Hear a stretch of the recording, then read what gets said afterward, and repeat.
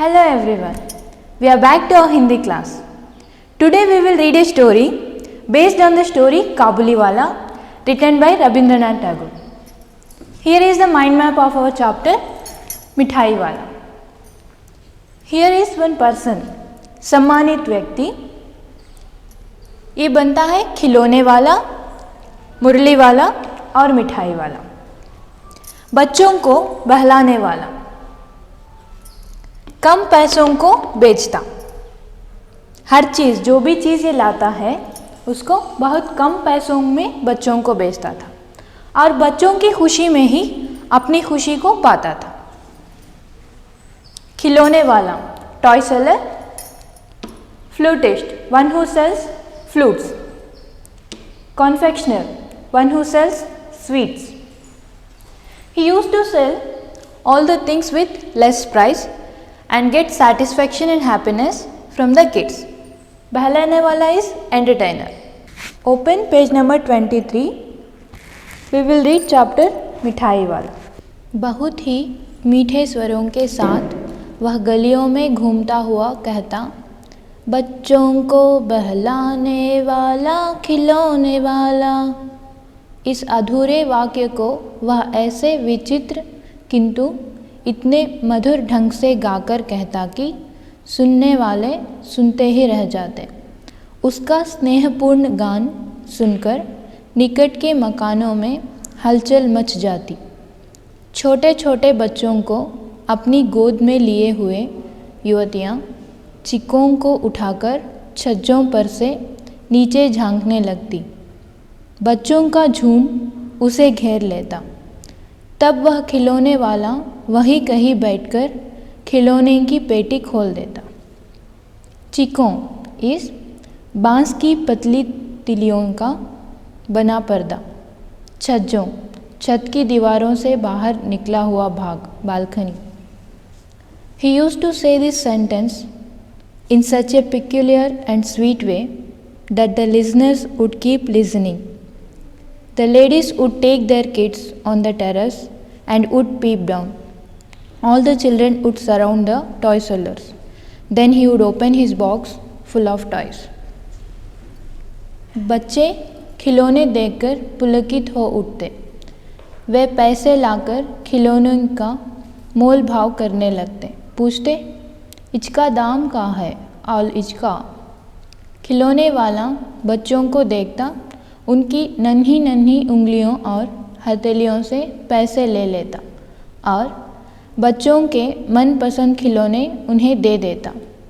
खिलौने लेकर बच्चे उछलने कूदने लगते और सब खिलौने वाला फिर उसी प्रकार गाकर कहता, बच्चों को बहलाने वाला, खिलौने वाला.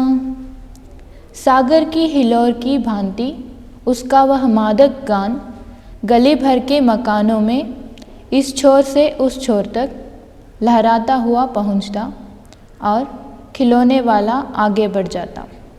पुलकित, प्रसन्न, हैप्पी. मादक, नशा पैदा करने वाला. Children would get delighted after seeing the toy seller. They would bring money to bargain and ask different types of questions. The toy seller would see their little fingers and gave them their favorite toys. Like the waves of the sea, his voice could be heard in each and every house, and then he would move forward in the streets. राय विजय बहादुर के बच्चे भी एक दिन खिलौने घर ले आए. वे दो बच्चे थे, चुन्नू और मुन्नू. दोनों अपने हाथी घोड़े लेकर घर भर में उछलने लगे. बच्चों की माँ रोहिणी कुछ देर तक खड़े खड़े उनका खेल देखती बैठी रही.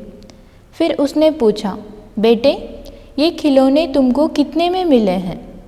मुन्नू बोला, 2 पैसों में. इनका दाम, इतना कम दाम सुनकर रोहिणी को बहुत हैरानी हुई.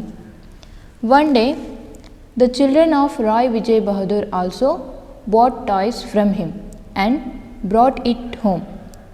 There were 2 children, Chinnu and Munnu. They started jumping in the entire house, carrying toys of elephant and horse. Rohini, the mother of the children, kept sitting watching their games for a while and then asked the son, "What is the price of these toys?" Munnu said, 2 पैसे. Rohini was surprised to hear that. Rohini सोचने लगी, इतने सस्ते कैसे दे गया है? ज़रा सी बात ठहरी, रोहिणी अपने काम में लग गई. फिर कभी उसे इस पर विचार करने की आवश्यकता ही भला क्या पड़ती है. Rohini thought for a while, how can these toys be so cheap? And then she got engaged in her work. अब दूसरा भाग, सेकेंड पार्ट. 6 महीने बाद नगर भर में 2-4 दिनों से एक मुरली वाले के आने का समाचार फैल गया. लोग कहने लगे, भाई वाह, मुरली बजाने में वह एक ही उस्ताद है. मुरली बजाकर, गाना सुनाकर वह मुरली बेचता है, सो भी 2-2 पैसों में. भला इसमें उसे क्या मिलता होगा? मेहनत भी तो ना आती होगी. एक व्यक्ति ने पूछ लिया, कैसा है वह मुरली वाला? मैंने तो उसे नहीं देखा. उत्तर मिला, उम्र तो उसकी अभी अधिक न होगी, यह 30-32 का होगा. दुबला पतला गोरा युवक है, बीकानेरी रंगीन साफा बांधता है. वही तो नहीं जो पहले खिलौने बेचा करता था, वही होगा. After 6 months, since last 3 or 4 days, the news of a flautist spread across the entire city. People said that he was an expert in playing the flute. He sold his flute for 2 paise, and what perfect he must be getting out of it. One fellow asked, "How is that flautist? I have never ever seen him." Another fellow replied, "He is not that old, must be in his 30s. He is lean and thin and fair skinned too." The other fellow asked, "Is he the same person who used to sell toys?" "I think so," came the answer. प्रतिदिन इसी प्रकार उस मुरली वाले की चर्चा होती. प्रतिदिन नगर की गली गली में उसका मादक मृदुल स्वर सुनाई पड़ता. बच्चों को बहलाने वाला मुरली वाला. रोहिणी ने भी मुरली वाले का वह स्वर सुना. तुरंत ही उसे खिलौने वाले का स्मरण हो आया. उसने मन ही मन कहा, खिलौने वाला भी इसी तरह गा गा कर खिलौने बेचा करता था. रोहिणी उठकर अपने पति विजय बाबू के पास गई. बोली, ज़रा उस मुरली वालों को बुलाओ तो चुन्नू मुन्नू के लिए मुरली ले लूँ. क्या जाने यह फिर इधर आए ना आए. Every day there would be the same discussion about the flautist. He would roam around in the streets and say sweetly, "Here comes your entertainer, the flautist." Rohini too heard his voice. Immediately she was reminded about the toy seller. She thought the toy seller too sold the toys in the same manner. Rohini got up, went to her husband Vijay Babu and said, "Just call the flautist. Let us take flute for Chunnu and Munnu. Who knows next time whether he will come or not." विजय बाबू समाचार पत्र पढ़ रहे थे. वे दरवाजे पर आकर मुरली वाले से बोले, "क्यों भाई, किस तरह देते हो मुरली?" किसी की टोपी गली में गिर पड़ी, किसी का जूता पार्क में ही छूट गया और किसी का सुतनी. इस तरह दौड़ते हाफते हुए बच्चों का झुंड आ पहुंचा. "हमें दो, हमें दो," सब एक साथ बोल उठे. मुरली वाला हर्ष से गदगद हो उठा. बोला, "हाँ हाँ, सबको देंगे." "हाँ बाबूजी, क्या पूछा था आपने? कितने में दी?" "दी तो वैसे 3-3 पैसों के हिसाब से है, पर आपको 2-2 पैसों में ही दे दूँगा। विजय बाबू मुस्कुराकर बोले, तुम लोगों की झूठ बोलने की आदत होती है। देते होगे सभी को 2-2 पैसों में, पर एहसान का बोझ मेरे ऊपर लद रहे हो। एहसान, उपकार। Vijay Babu was reading the newspaper. He came near the door and said to the seller, "What is the price of the flute?" Somebody's hat fell in the street. Someone's shoe was left in the park. All the children came running to the flautist. He was too happy seeing the kids. He said he would give flute to all. Then he turned to Vijay Babu and said, Babuji, what did you ask? How much did you give? It's 3 paise, but I will give it to you for 2 paise each. Vijay Babu smiled and said that you people have a habit of telling lies to everyone. You must be selling the flute for 2 paise to everyone, but have to show off your generosity. मुरली वाला अचक चाकर बोला, बाबूजी, इनका असली दाम 3 ही पैसे हैं। आप कहीं से भी 2-2 पैसों में ये मुरलियाँ नहीं पा सकते। मैंने तो पूरी 1000 बनवाई थी, तब मुझे इस भाव पड़ी है। विजय बाबू बोले, अच्छा, मेरे पास ज़्यादा वक्त नहीं है, जल्दी से 2 मुरलियाँ निकाल दो। 2 मुरलियाँ लेकर विजय बाबू फिर मकान के भीतर पहुंच गए। मुरली वाला देर तक उन बच्चों के झुंड में मुरलियाँ बेचता रहा। उसके पास कई रंग की मुरलियाँ थीं। बच्चे जो रंग पसंद करते, मुरली वाला उस रंग की मुरली निकाल देता।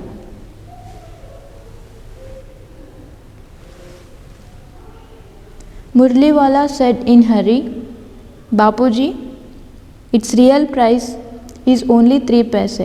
You cannot get it for 2 paise anywhere. I made a complete set of 1000 flutes, and this was the price I paid. Then Babuji said, well, I don't have much time. Take out 2 flutes soon. Vijay Babu went inside the house. Seller kept spending time with selling flutes to the children. He had flutes of many colors. He gave children flutes of their favorite color. यह बड़ी अच्छी मुरली है, तुम यही ले लो। बापू, राजा बाबू, तुम्हारे लायक तो बस यह है। हाँ भैया, तुमको वही देंगे। यह लो, तुमको वैसे ना चाहिए, ऐसे चाहिए। यह नारंगी रंग की। अच्छा, यही लो। पैसे नहीं हैं? अच्छा, अम्मा से पैसे ले आओ, मैं अभी बैठा हूँ। तुम ले आए पैसे? अच्छा, यह लो, तुम्हारे लिए मैंने पहले ही से निकाल रखी थी। तुमने अम्मा से ठीक तरह से मांगे न होंगे। तुम्हारी माँ के पास पैसे नहीं हैं? अच्छा, तुम भी यह लो। अच्छा, तो अब मैं चलता हूँ। इस तरह मुरली वाला फिर आगे बढ़ जाता है। Children keep questioning the flautist. He answers them and gave a flutes to kids and kept moving. जो पाठ का तीसरा भाग, 3rd part। आज अपने मकान में बैठी हुई रोहिणी मुरली वाले की सारे बातें सुनती रही। आज भी उसने अनुभव किया, बच्चों के साथ इतना प्यार से बातें करने वाला फेरी वाला पहले कभी नहीं आया। फिर वह सौदा भी कैसे सस्ता बेचता है और आदमी कैसे भला जान पड़ता है। समय की बात है, जो बेचारा इस तरह मारा मारा फिरता है। पेट जो ना कराए सो थोड़ा। Today, sitting inside her house, Rohini was listening carefully to the flautist.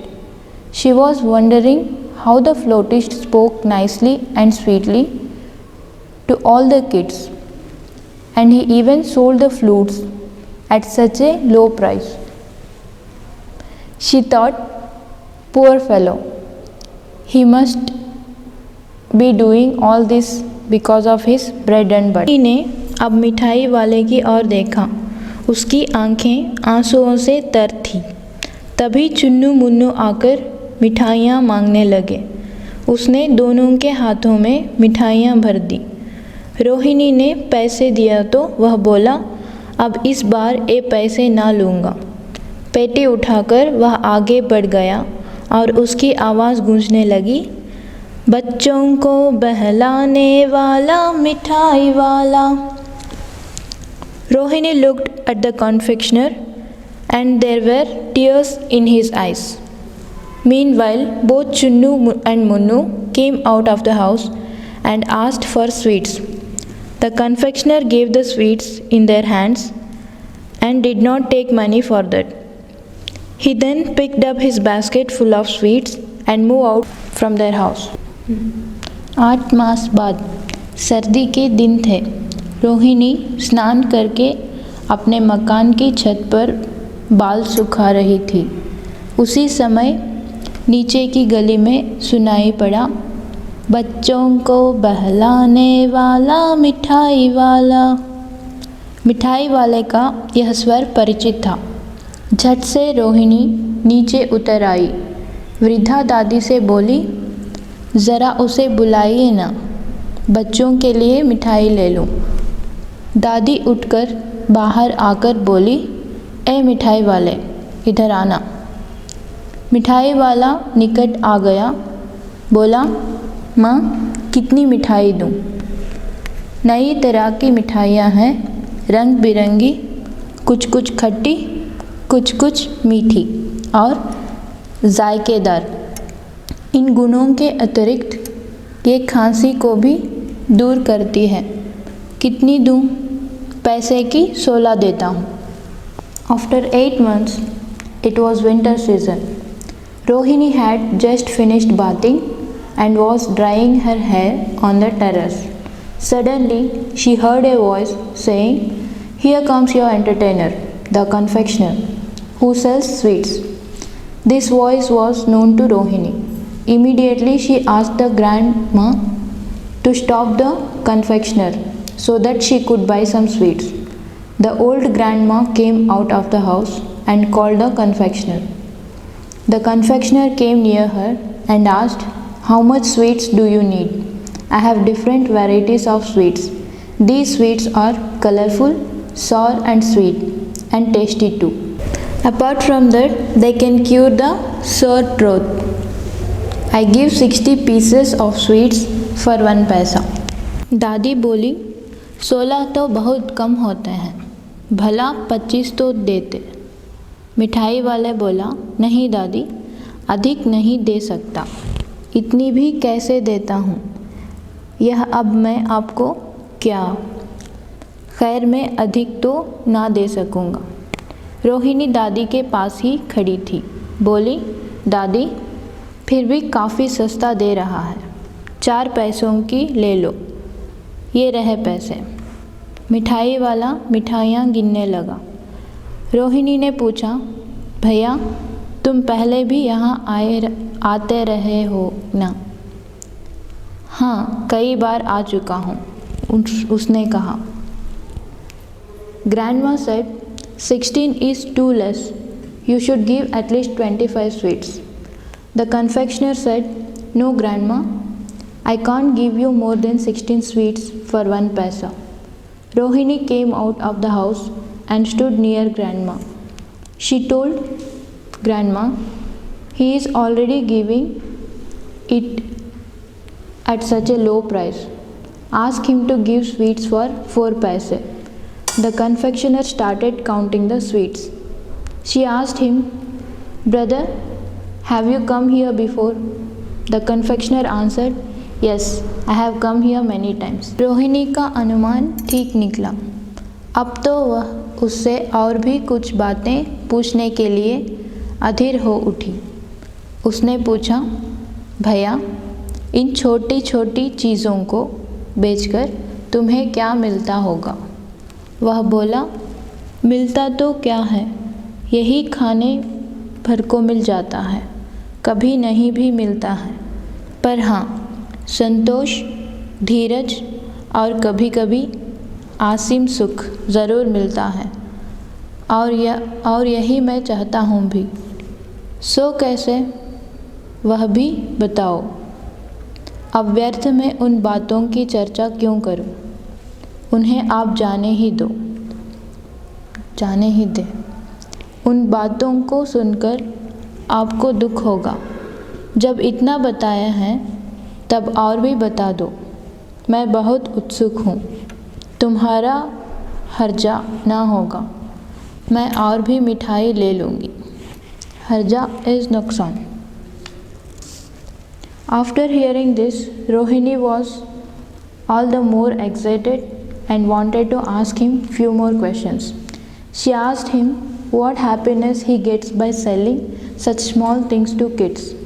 The confectioner answered he gets his daily meal from this, but he also gets peace and happiness by selling those things to the kids. When Rohini asked the reason, he avoided to answer, saying, why to talk about all these things? It will only make her feel sad. But Rohini insisted. गंभीरता के साथ मिठाई वाले ने कहा, मैं भी अपने नगर का एक प्रतिष्ठित आदमी था। मकान, व्यवसाय, गाड़ी घोड़े, नौकर चाकर सभी कुछ था। पत्नी थी, छोटे छोटे 2 बच्चे भी थे। मेरा वह सोने का संसार था, सुख संपत्ति थी। बच्चे ऐसे सुंदर थे जैसे सोने के सजीव खिलौने। उनकी अटखेलियाँ के मारे घर में कोलाहल मचा रहता था। विधाता की लीला, आप कोई नहीं हैं, प्राण निकले नहीं निकले। इसीलिए अपने उन बच्चों की खोज में निकला हूँ। वे सब होंगे तो यहीं कहीं, आखिर कहीं ना कहीं तो जन्मे ही होंगे। इस तरह के जीवन में कभी कभी अपने उन बच्चों की एक झलक सी मिल जाती है। ऐसा जान पड़ता है जैसे वे इन्हीं में उछल उछल कर हंस खेल रहे हैं। पैसों की कमी थोड़ी ही है, आपकी दया से पैसे काफ़ी हैं। जो नहीं है इस तरह उसी को पा जाता हूँ। Confectioner narrated his story. At one point of the time, he was a rich and affluent person. He had a sweet family which included his wife and 2 beautiful and lovely kids. His home was full of happiness. One day, bad luck struck on him. He lost everyone. He said to Rohini that he comes out to sell these things to the kids because he misses his own kids. Seeing these kids happy, he gets all the happiness of the world. The money that he earns is enough for him to survive. Dear children, hope you all are clear with the lesson Mithai Wala. It means confectioner, one who sells sweets. Take care. We will meet in next session. Bye.